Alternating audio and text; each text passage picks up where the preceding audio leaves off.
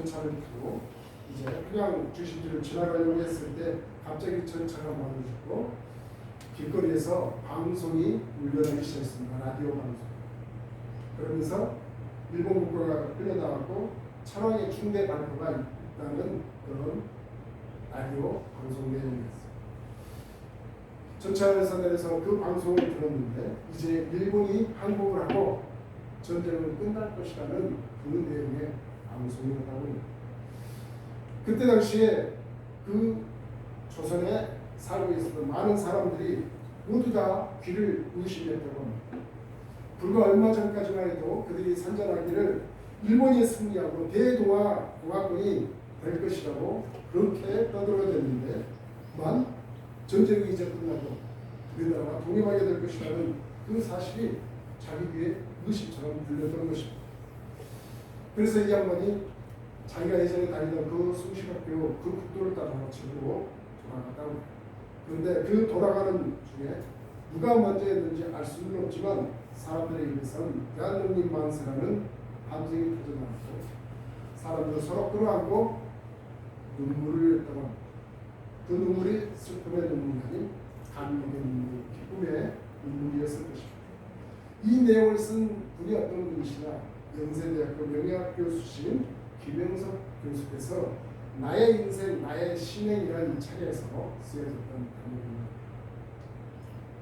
8월 15일 우리는 광복절로 이 날을 지킵니다. 이제 얼마 남지 않았죠? 그 광복절. 그때 당시에 그 식민시대에 살았던 많은 사람들이 과연 일본이 무너질 것이라고 과연 그때 생각을 했을까요?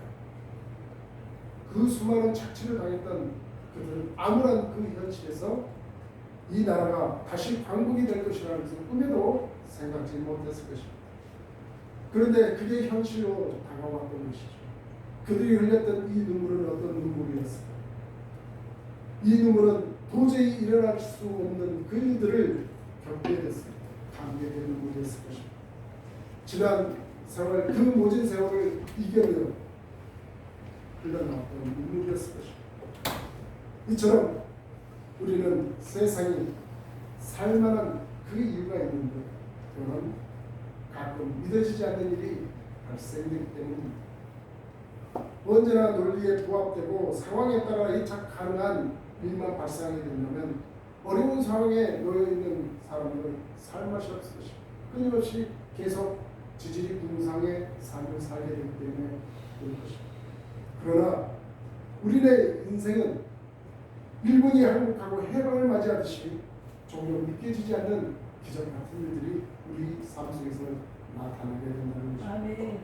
공부에 취미가 없어서 방황하면서 부모의 마음을 졸이게 했던 아이가 어떤 특별한 방면에 두각을 나타내기 시작합니다.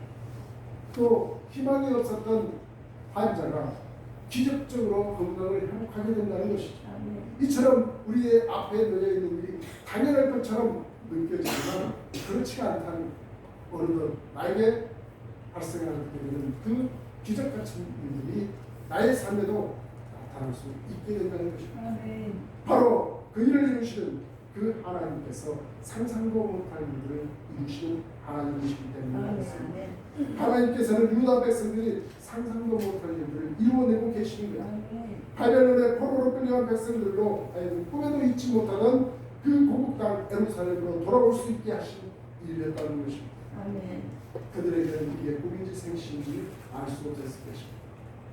그래서 이 대목의 성경의 10편 126편은 이 현상에 대해서 잘 노래하고 있습니다. 어떤 내용이냐면 여호와께서 시온의 포로를 돌려보내실 때 우리는 꿈꾸는 것 같다. 그때 우리 입에는 웃음이 가득하고 우리 혀에는 찬양이 찼습니다. 그때 문 나라 가운데서 말하기를 여호와께서 그들을 위하여 큰 일을 행하셨다 하였다.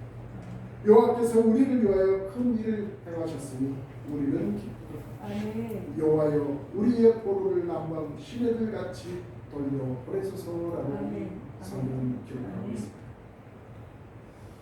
이처럼 페르시아의 고레스와 그는 이 유다 백성들을 향해 고향으로 귀환하라는 조서를 발표합니다. 이 내용에 대해서 에스라서 1장 1절 이하에 이런 말씀도 기록되어 있습니다. 아사 왕 고레스 5년에 여호와께서 예레미야의 입을 통하여 하신 말씀을 이루게 하시오.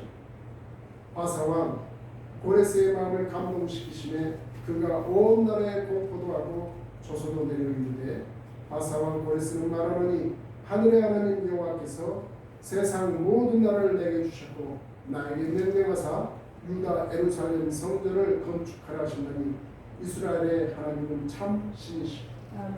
너희 중에 그의 백성 된 자는 다 유다 예루살렘으로 올라가서 이스라엘의 하나님 여호와의 성전을 건축하라. 그는 예루살렘에 계신 하나님이시리라. 이렇게 말씀합니다. 이 말이 무엇이냐? 이제 이 바벨론을 무너뜨렸던 이 아사멜의 그 왕 고레스가 원년에 지금 우리들이 읽은 이 본문의 말씀처럼 에레미야에게 예를 하게끔 했던 거예요. 이 에레미야의 일을 통하여 하나님께서 당신이 선포하신 그 일을 이루게 하시려고 지금 이 아사 왕에게 고레스 왕에게 그 마음을 감동시키셔가지고 온 나라에 공포도 하고 조소도 내려가지고 이렇게 얘기하고 있다는 것입니다. 너의 하나님께서 나를 이 세상 모든 나라를 내게 주셨고 나에게 명령해서 유다 이 예루살렘 성전을 건축하라 하셨으니 이제 너희 여호와 하나님의 백성된 너희는 이제 예루살렘으로 올라가서 거기에서 성전을 건축하라 이렇게 조소도 내리고 이렇게 공포도 했다는 거예요. 그러면 이 얼마나 위대한 일이고 이 유대 백성들은 얼마나 감격스러운 일이겠습니까? 유다 백성들은 감격했어요. 얼싸안고 울었을 것입니다. 이제 그들은 먼 길을 다시 따라가야만 포로로 타향에 정말 고개를 쳐박고 슬픔의 눈물을 흘리며 가는 그 길이 아니라 다시 하나님께서 회복시켜준 그 고국을 향하여 기쁨의 눈물을 흘리며 돌아갈 그 땅입니다. 그들은 가재농도 정리하고 밭도 팔고 집도 다 팔았을 것입니다. 그리고 그들의 자녀들은 영문을 몰라 물었을 것입니다. 그러면서 그 사람들은 지난 세월의 눈물과 다시 돌아가는 이 길의 의미를 가는 길 내내 자녀들에게 설명했을 것입니다. 바벨론에서 예루살렘까지 가는 그 길은 먼 길이었습니다. 하지만 그들의 발걸음은 매우 가벼웠을 것입니다. 수십 년 전 예루살렘이 무너지고 포로로 끌려갔을 때 그 발걸음이 떨어지지 않았던 것이 이제는 가벼운 발걸음으로 돌아가고 있습니다.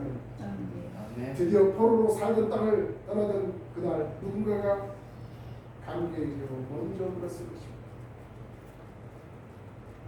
아까 좀 전에 우리나라 광복이었던 것을 누군가가 먼저 눈물을 흘리며 대한민국 만세를 외쳤던 것처럼 그들 사이에서도 분명히 이와 같은 현상이 발생됩니다. 예루살렘을 떠났을 때 청춘이었던 그들이 이제는 백발이 되어 돌아가는 겁니다. 그리고 아무것도 모르던 그 자녀들이 이제 그 부모의 눈물을 흘리며 기뻐하면서 덩달아 갖추며 따라가는 그 발견 참으로 은혜가도 하나님께서 이루어진 그 놀라운 그 일들을 참으로 말로 설명하기 어려운 일입니다. 지금 여기 계신 연세 많으신 분들도 계십니다. 살아온 그 세월에 이집트에 초대 국무총리가 있습니다. 그 아들을 뒀던 야곱은 바로 왕에게 하나님께서 자신을 지키고 보호해 주셨던 것이 뻔히 있습니다. 그는 그 바로에게 그렇게 얘기합니다. 나의 살아온 생활은 나의 살아온 그 삶은 참으로 곤혹스러웠다고 얘기했죠.